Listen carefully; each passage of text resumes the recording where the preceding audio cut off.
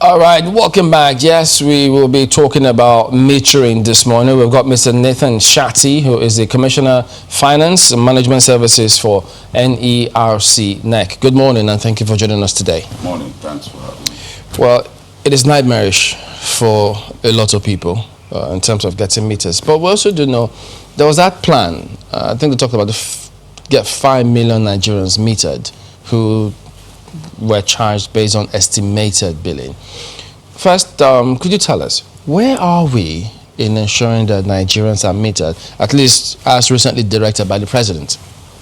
Okay, thank you, Chamberlain. I think it's important for us to know that, yes, Mr. President has given a directive for mass metering of Nigerian electricity customers, but that process has begun. Right now, the Commission, working with some key stakeholders in the industry. What's the target? Ministry of The Finance. one that has begun. Is The it the target same 5 million? Yes, it's 5 million, but there are two processes to it. First and foremost, there is the mass bulk procurement of meters. Recall, Mr. President also approved a 1-year waiver for the lifting of the 35% tax levy on imported meters. That we are also taking advantage of it, because that is like the low-hanging fruits. Because right now we have what we call the meter asset providers, MAPs, who have signed contracts with the discos, and they have a responsibility to meter Nigerians. Recall when we came up with the regulation in 2018, we gave a permit to about 22 meter asset providers, which we popularly call MAPs. And those meter asset providers went into full swing to place orders to import meters into Nigeria. Unfortunately, there was a little change in the fiscal policy, whereby there is an additional 35% tax levy on imported meters. That affected the supply process, the supply chain process for the MAPs. And so some of them had their goods stuck at the port because they couldn't clear, because there's an additional cost. Some, of course, had their orders, they had to stop their orders because they wanted to know what is going to happen, because it's going to change the price of meters. So at that point, we had to now engage the government to find out a resolution for that additional 35%. So that resolution, that waiver that Mr. President gave, has given us an opportunity now to use our MAPs to quickly make their orders effective, so that we'll be able to clear. We are looking at, between now and the end of the year, between 1 to 1.5 million meters will arrive this country. But currently, there are inventories with the MAPs. We have inventories close to about 400-500 meters with the meter asset providers, which they've started rolling out. Now, the 1.5 million I'm talking about is going to be rolled out, taking advantage of Mr. President's approval. So what about the ones that are stuck at the ones that are stuck have been cleared now, because what happened is that after the Mr. President's directive, an instruction from the Ministry of Finance was given to the customs to clear any goods, whether it's components or fully built meters, at the ports. And that, I believe, has been done right now. So as we speak, the MAPs, with the few that were at the port, that got stuck at the port, and the inventories that they are working to ensure that Nigerians get metered. Well, remember, when you say that you believe that has been done, as at early this week, I believe a lot of this called in manufacturers now, said that their goods are still stocked. So is this something that happened yesterday, or?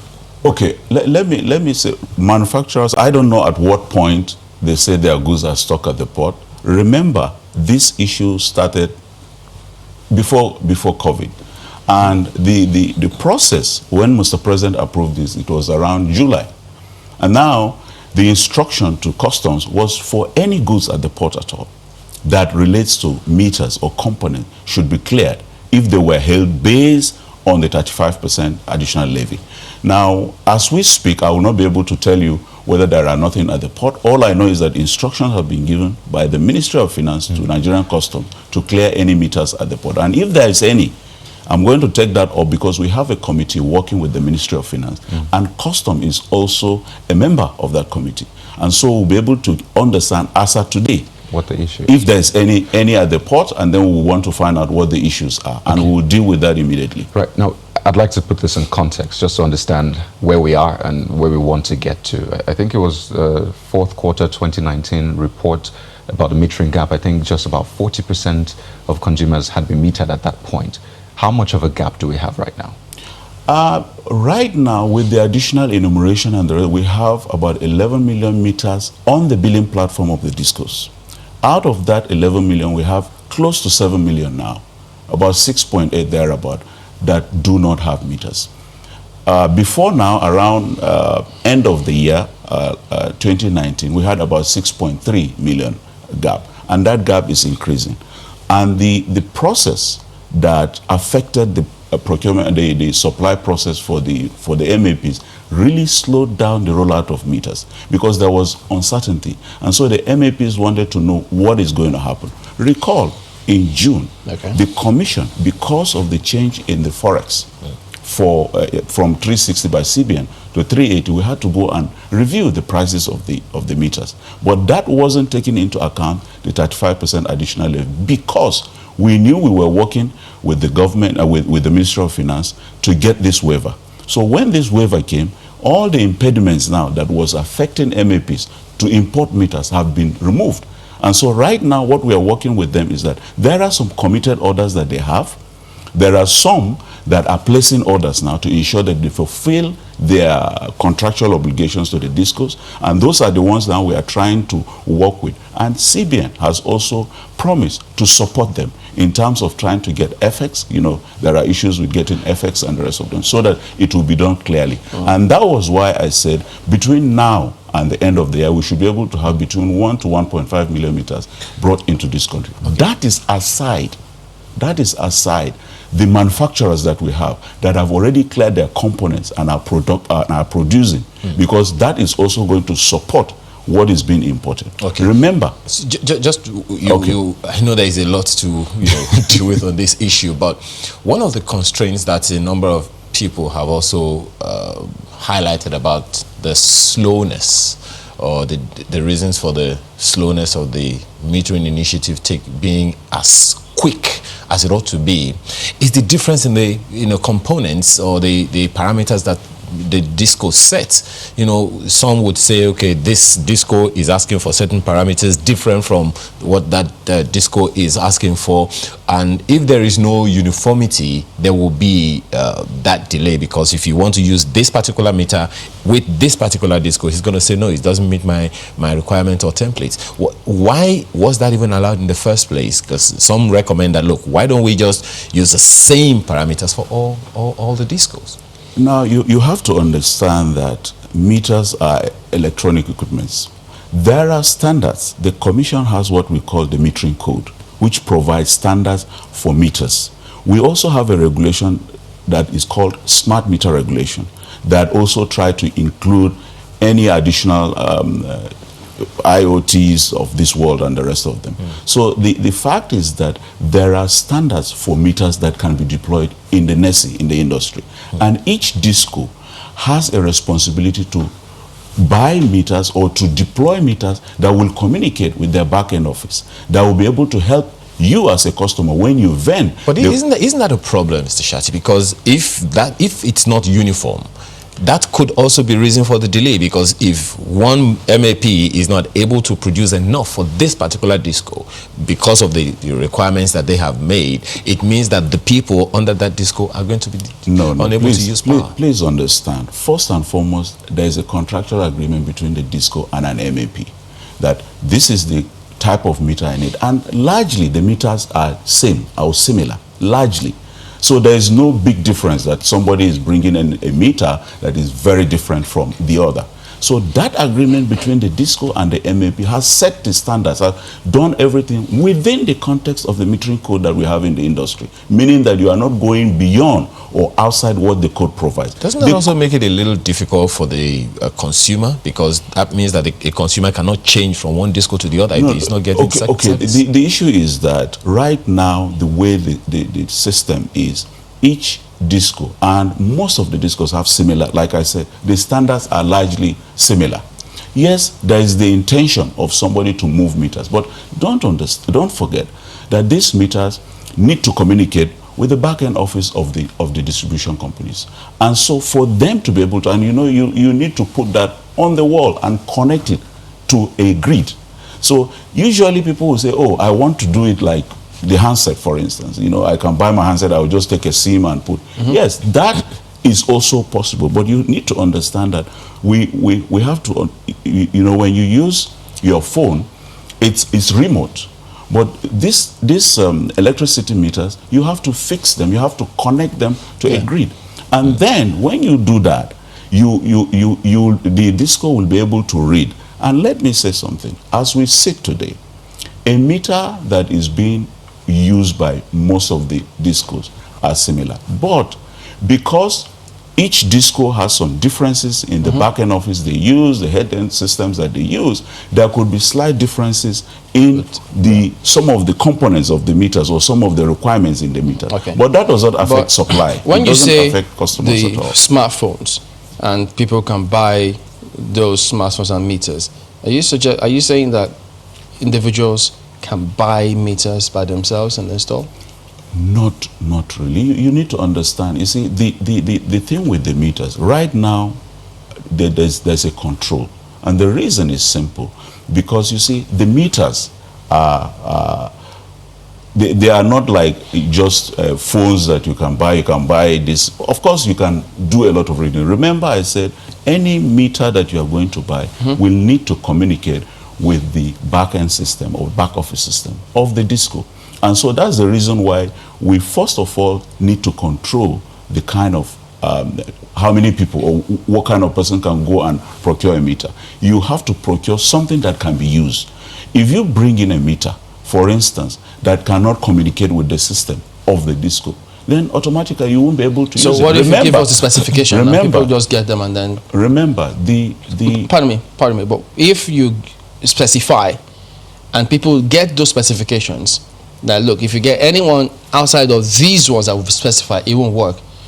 What will be wrong with that? There's nothing wrong with it. But the reason why we want to make sure that there's a control is that if today, you know the way, if you tell people, okay, just go and buy any meter you find, or you say you go to the disco and now say, okay, I want to buy XYZ meter, then the disco will tell you, okay, I need this type of meters that you need to go and buy so that it can work with my system. That can be done. But you see, there's need for control. The reason we are saying this is, the system, we will get to a point whereby people can now say, okay, let me go and buy meters where I want. But please understand that the way utility works, especially the electricity utility, it is the responsibility of the discos to provide meters, right? Now, when they do that, it's like it's an equipment you need to be able to operate efficiently, to know the energy somebody is consuming so that you'll be able to bill him properly and to be able to control your revenue. So in that regard, the disco has a responsibility to procure that meter. Now, the reason why today there is this argument about, oh, can I just enter any, why can't I buy, is because there were challenges with the discos to provide meters to Nigerians.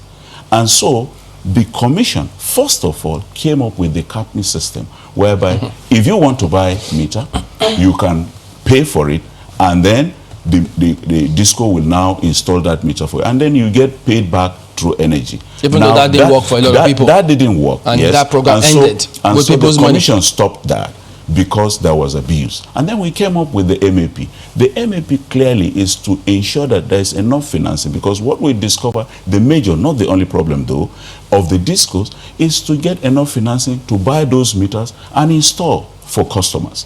Now, what we did was we came up with the MAP to help the discos be able to get those meters. Now, when the MAP started, then these processes came in. But ideally, we are moving towards that. Remember, Mr. President promised 5 million meters, mass metering, as a matter of fact. Yeah. And we are working with CBN now to ensure that there's a bulk procurement process. There are a number of issues. Could you tell us, what was the fundamental problem when you say the CAPMI didn't work? Okay. You see, the CAPMI was intended for consumers who have, there was a yearning. First and foremost, we are coming, the discos were privatized, or the current discos were privatized in 2013. they had an obligation to provide meters to their customers. It's part of the performance agreements they signed. As a matter of fact, to provide 5 million meters within 5 years. Unfortunately, they couldn't do that. So the commission came up because there was yearning from consumers. We need meters and the rest. So the commission now said, okay, fine. If you have your money and you want to buy meters, okay, we will facilitate a process whereby you get the meter. You pay, the meters will be installed for you. Then you recover that money through energy credit when you vend over a certain period of time. And that process went on. But what happened was that consumers now go and pay because they needed the meters. And then the discos, who are supposed to provide the meters, in some cases failed to provide those meters. So consumers paid money into your account and kept So waiting if that was the problem, so we stopped it. But now, it's still happening today, even as CAPMI has ended. Okay, let me tell you. So we stopped that, right? Then we came up with the MAP, the Meter Asset Provider Scheme. The intention of the MAP was there were certain good aspects of the CAPMI, whereby we still allow, under the MAP, we still allow people to pay upfront. But there is also a provision for those who cannot pay upfront to be able to be given meters, and then they pay over a period of time through installments. Now, that process is what we call, you will now be paying through a monthly meter service charge. We call it. Now, let me tell you something. You said the process. You see, in economics, there is demand and supply. Where there is scarcity of a thing, abuse is always there. And so when there is a scarcity, usually there will be opportunities for people. Let me give you an example. As we see today, we have situations whereby a disco and an MAP ask their customers that because we are still trying to resolve this issue of additional duty, we don't have meters to go on in. So please don't pay money. People go and still look for where is the account, let me pay money. Why? It's desperation because they needed it. But so those are the things that open up opportunities for abuse. But using that analogy of the market, you know, demand and supply, and when there's scarcity, there might be abuse. You don't have a regulator in the market. You allow, you know, the freedom of the market to determine what happens. But there's a regulator, and you said earlier that they couldn't supply those meters for whatever reason. And I'm thinking, what was it? Repercussion, as it were, because there's a regulator.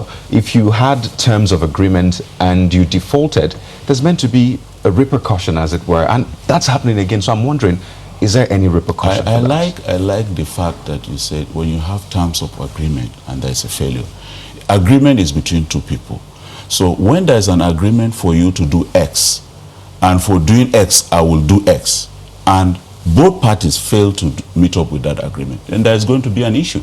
And you, as a regulator, yes, because you see, at the point, and that's why today we are talking about there is need for people to pay the right price for electricity. At the inception talking about that, my apologies. Okay, let me answer. let me just very quickly. So what I'm saying is that if I am coming in as a business person, I said, okay, because utility business is regulated all over especially the distribution end.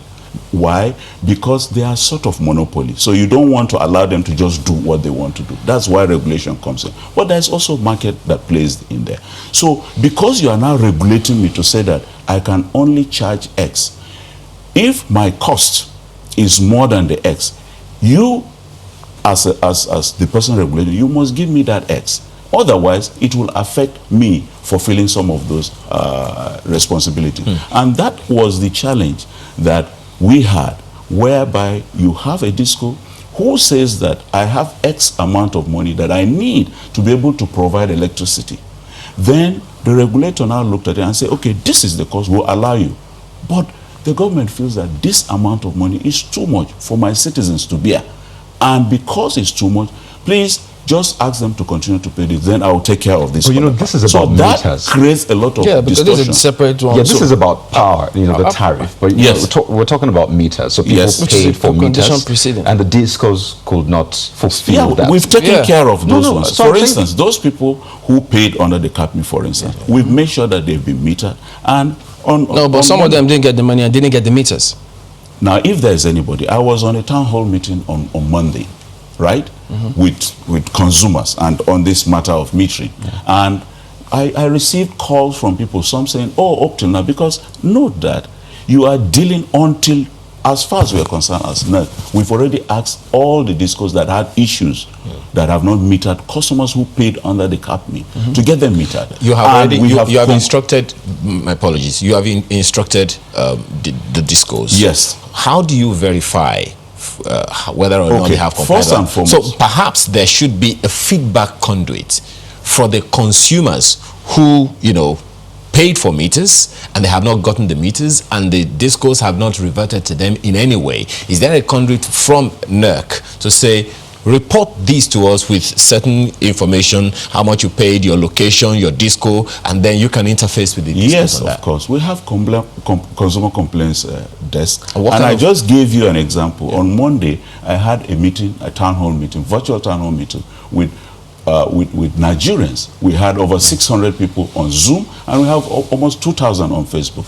and we got calls. Now, the feedback is that consumers always send if there are such issues, and we told them, I've received, if I show you my email now, you'll see people sending in complaints, and we are following up with the disc. For those cases, most of them, most of the issues were addressed, but that does not mean to say that 100%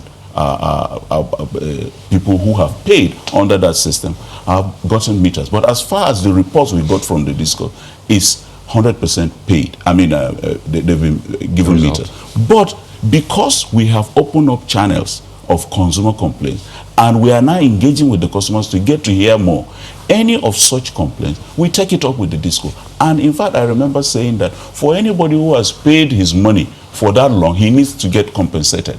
And so those are the things we are following up. Remember, you are dealing with human beings. Sometimes, let me give you an example. A disco came to us and said, we have this lodgement into our account, which we believe related to the capping period.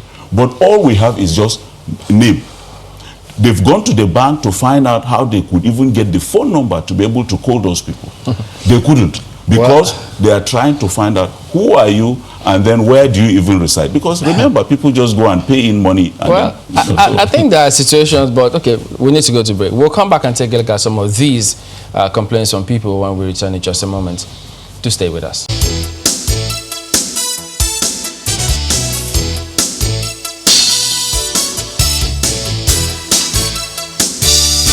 So I think they've turned this into another channel for that kind of consumer forum that I have, because there's so many town halls, so many questions that people have about metering.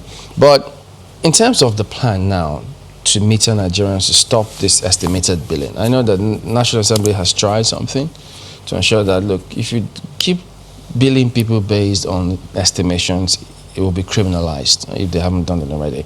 And the president has given that directive to ensure that that is done. So at the moment, what is NERC's position on stopping estimated billing? Okay, thank you. You know,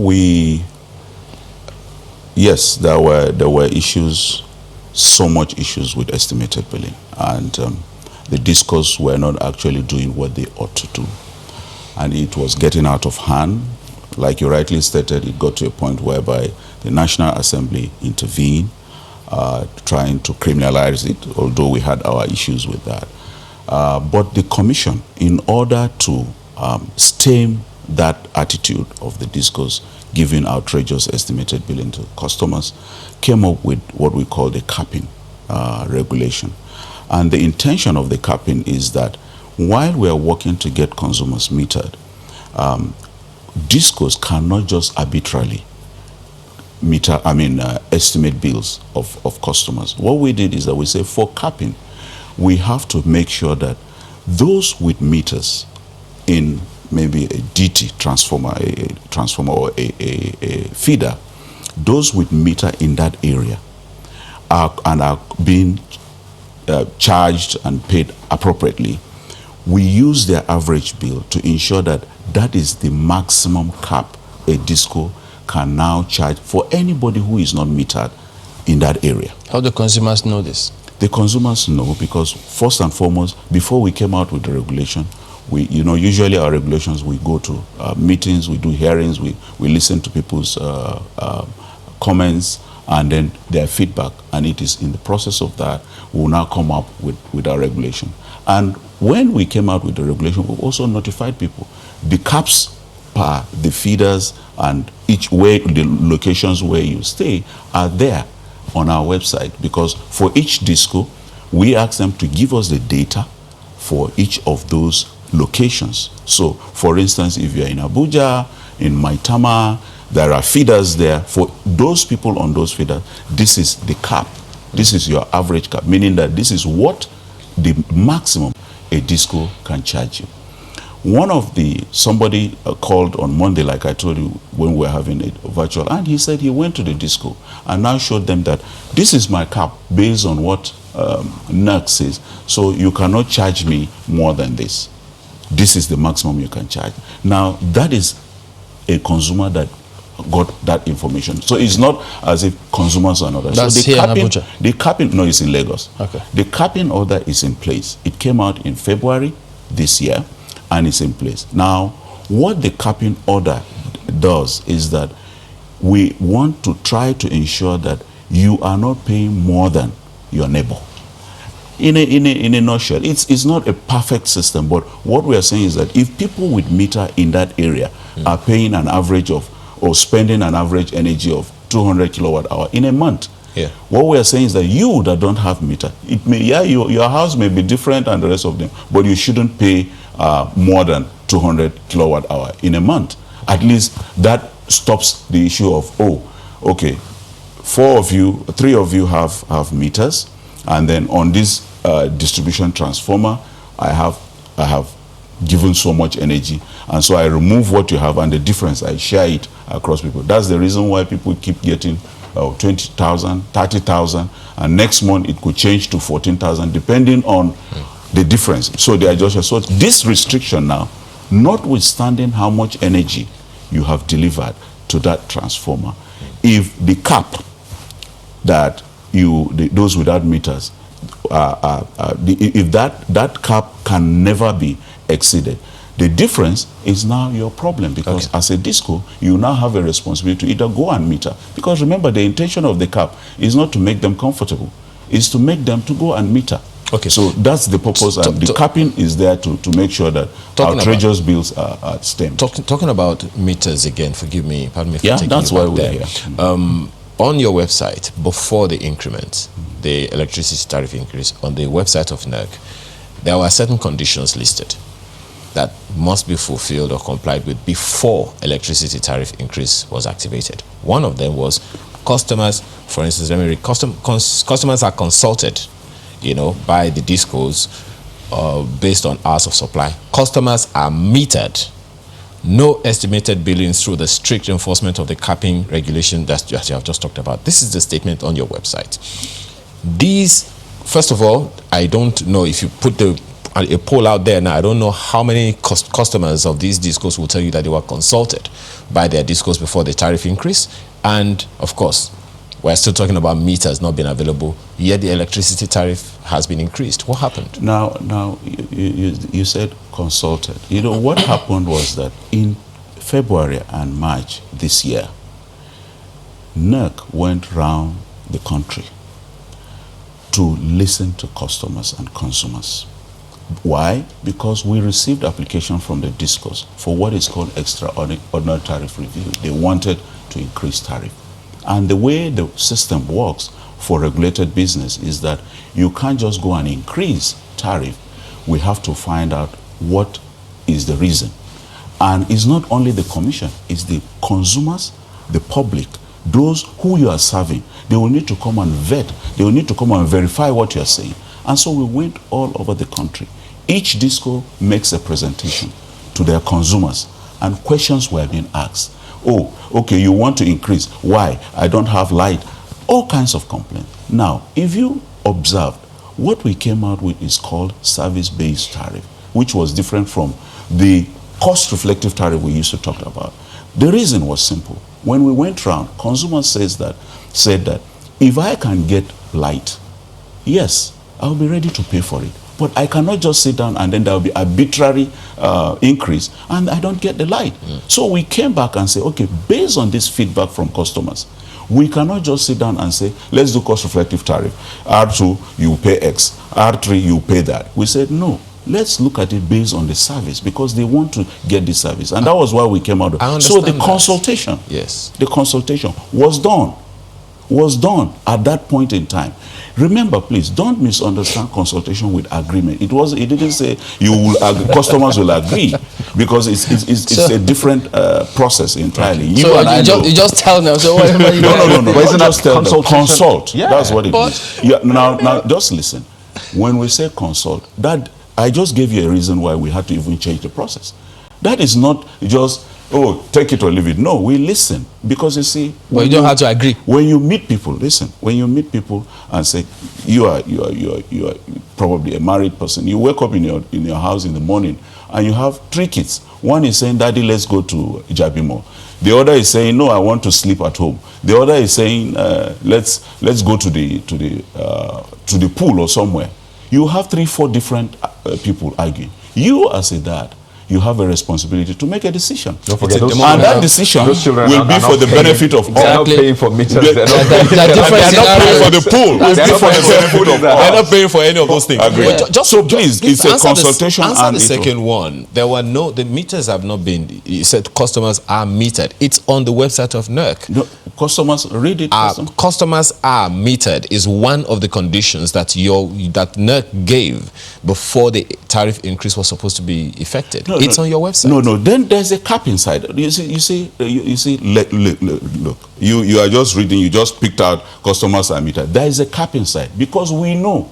I just told you now. We have over 6 million people unmetered, and so what the capping is saying is that if you are not metered, it's going to be capped. Remember the increase in tariffs, sir.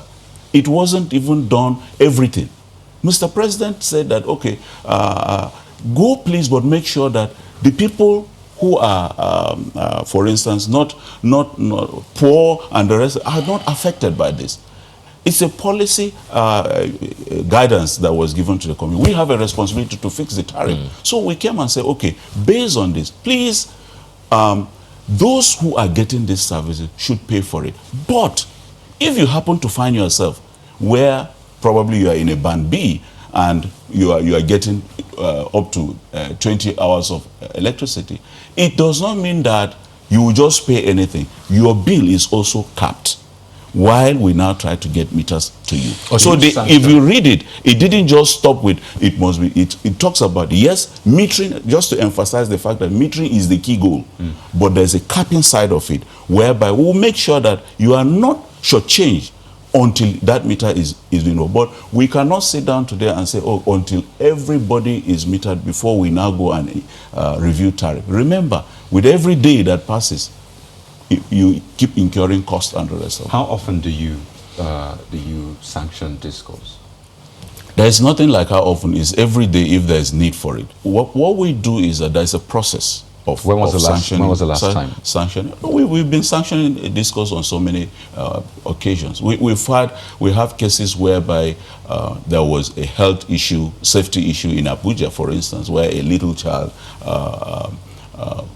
died, playing with one of the electric equipments of Abuja disco, and we fined them.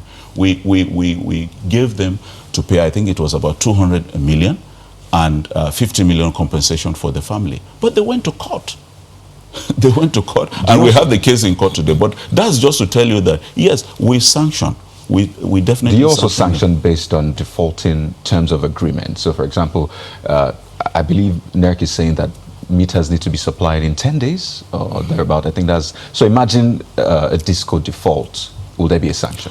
There will be a sanction, and in my last town hall meeting, I even said that anybody who has a complaint whereby he has paid and has not been metered within 10 days, let's get to know. What's the consequence? Now, what happened is that under the MAP regulation, if you pay, if you apply to get a meter, the responsibility of the disco is to first go and check your house to be sure it's meter ready, meaning that the cabling and everything is okay for meters to be installed there. That is one. When that is done, they do site visits.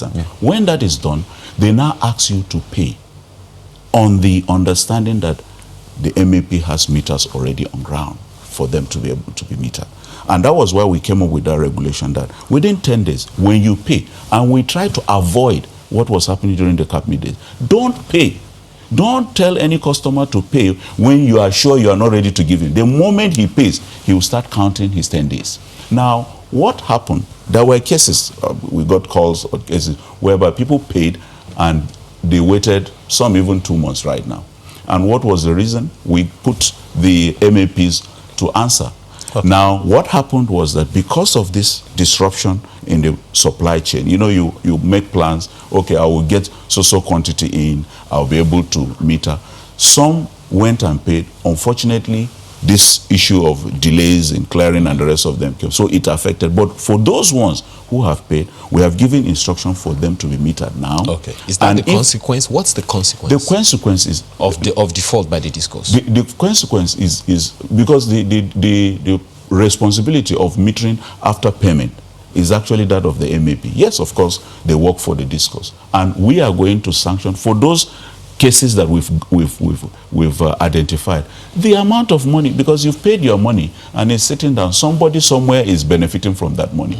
And for each of those cases, so that's why I'm saying, it's not like if you have a case that is verified, you paid, and then you've not been metered, we'll find a way for the disco and the MAP to compensate you, whether through energy credit also. Okay, so both the disco and the MAP will compensate the consumer that paid after 10 days. There was a response from one of the MAPs that, look, when consumers pay this money, that it doesn't get to them until they meter them because there's so who did they pay to an account? No, there's an account that is created between that's have a dual responsibility. Yes, whereby that money will not be touched until a fulfillment of certain. Who are the signatories? Both the discos and the MAPs. Yes. So what happens? So the argument is that while the money sits there, somebody else is using that money or getting something, and for that purpose, that person is going to. So it's good. That's why I said both the MAP and the disco will be responsible for that. We've talked about the MAPs that import. Now there are reports also in the media about those they call local manufacturers of meters. They say that if we just leave it open-ended for importation, it doesn't encourage local production. What does that mean? And how do you intervene to help them? Very good. Now let me say that we have manufacturers and assemblers of meters in Nigeria. As we speak, we have about 8 or 9 of them, and out of that, about 5 of them, by the way, are MAPs. But anyway, we have manufacturers today that are producing meter. The MAP regulation was actually, first and foremost, there was a portion of the regulation that talks about local content, meaning that for any MAP that has been given a contract to supply meter to a disco, 30% of that must come from a local manufacturer or must be sourced locally. So that is to make sure that the local manufacturers are taken care of. Now, we talked about Mr. President's directive for mass metering.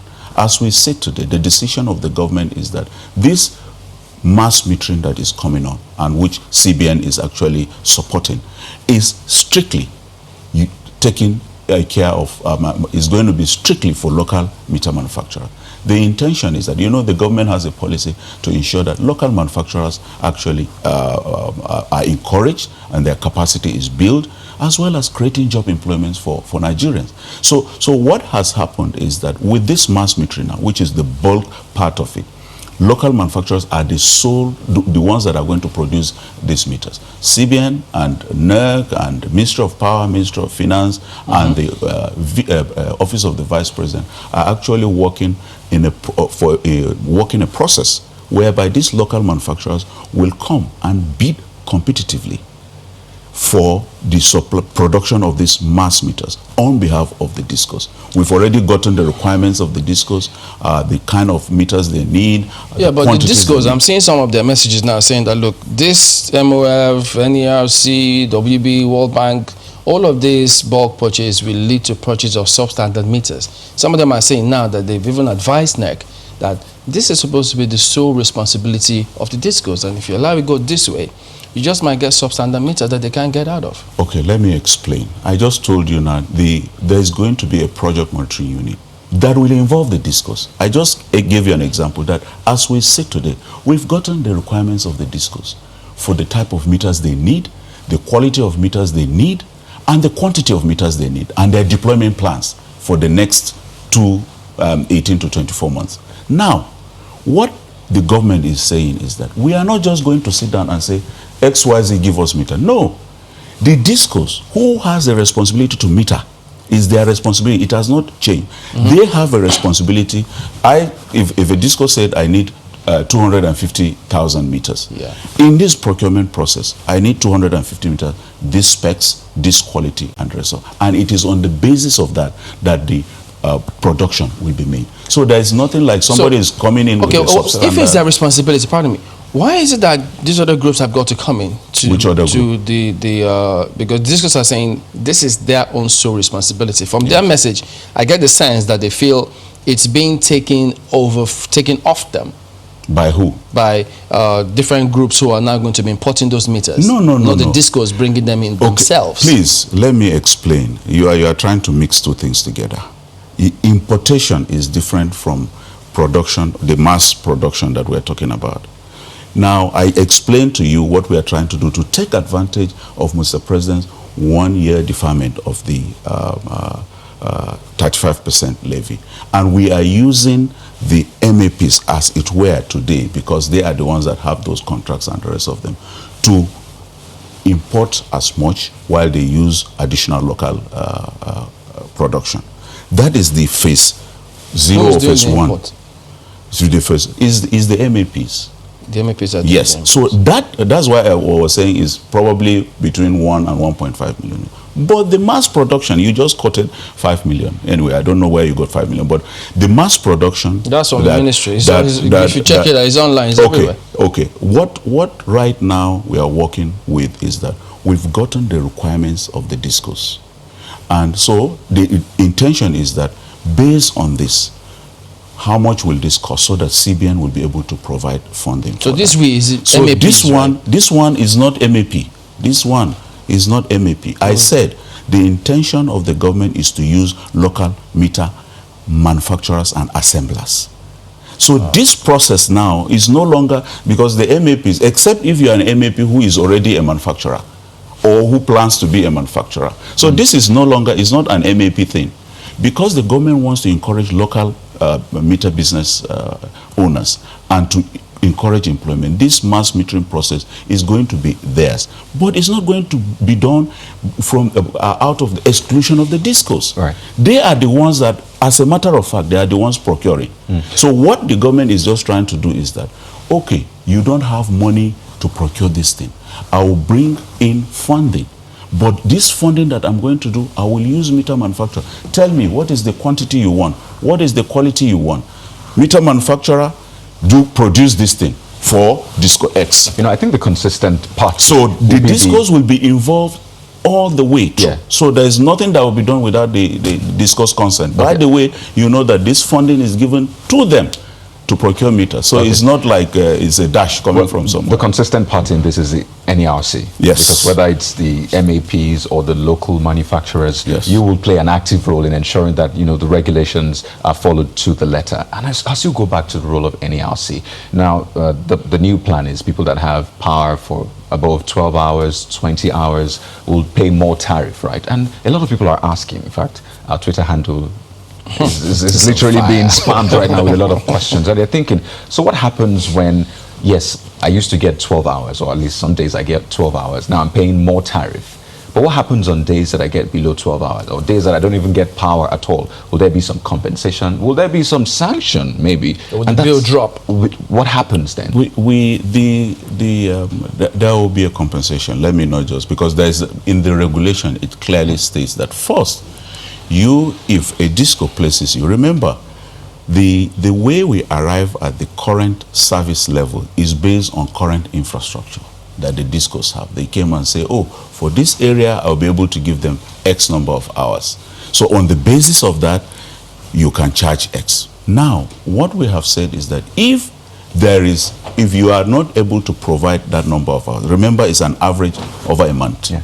If you are not able to provide that number of hours, we said in our regulation that you report to us within 60 days, we will investigate and make sure that you get compensated. However, the Commission is also deploying monitoring system to ensure that it's not just we wait until a consumer now says, oh, I didn't get 18 hours and these people are... So we'll be able to verify. From your own we'll be able to verify.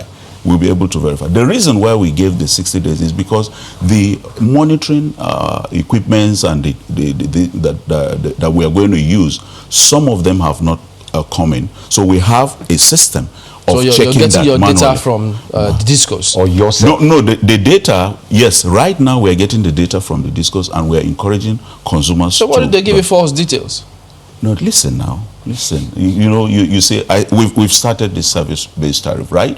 And in our regulation, we said, for consumers who have issues, we will handle those issues within 60 days. That's what we said in the regulation. But what I'm saying is that what we are moving towards is, right now, because the monitoring that we are doing is based on the information we get from the disco, that is not sufficient.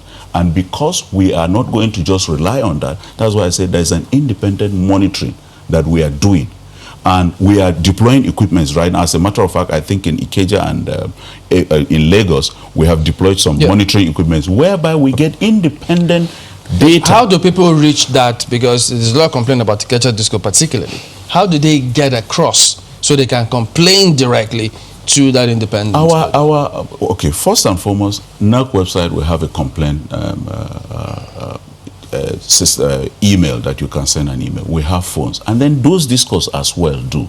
Today, as we speak, so on that NERC feedback that you just talked about, right here on Twitter, a number of people are saying it's not real time and they don't get the feedback on time, which is why I asked the other time, how does NERC get real-time information, that they can relate with, even if all they do is just forward that message from the consumer to somebody responsible for that at any of the discos. They will be able to attend it. I just told you, we had a virtual town hall on Monday.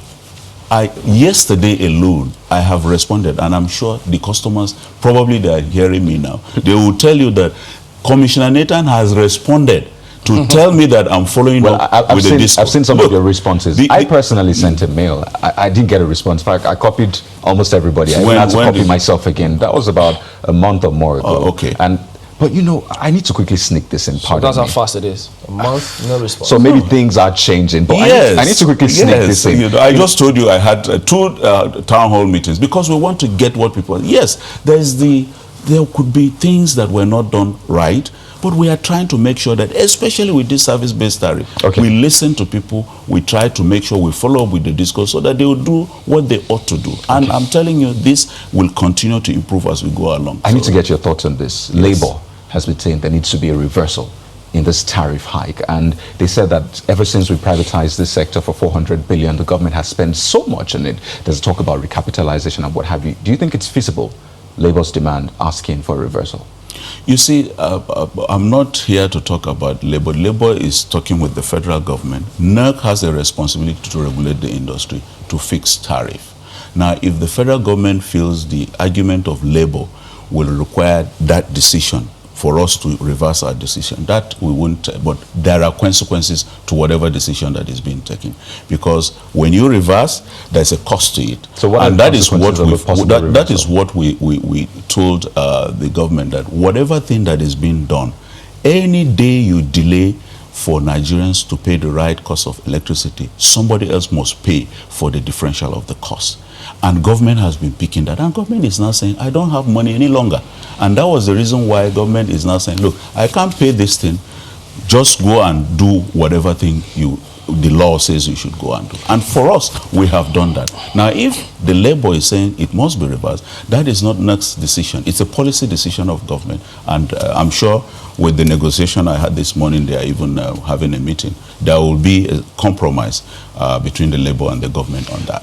Well, clearly, I think one key thing is they want to see the feedback mechanisms improved, the response time improved, because we see a lot of frustration in terms of people can't get, and they don't feel comfortable complaining to the discos who are the cause of their problems in the first place. So they just feel they need a third party to wade into some of these things. But as you say, that engagement will continue, and we hope that they all can get across to the website and take advantage of some of those platforms. If not, and send email. You can send email to me. Nathan. I'll send it again. Yeah, at nerc.gov.ng. All right, so there you go. That's Nathan Shati, Commissioner Finance and Management Services of NERC. Well, we didn't do a lot of finance, but thank you for coming on this morning. Thank you. We're back in a moment. Join us again.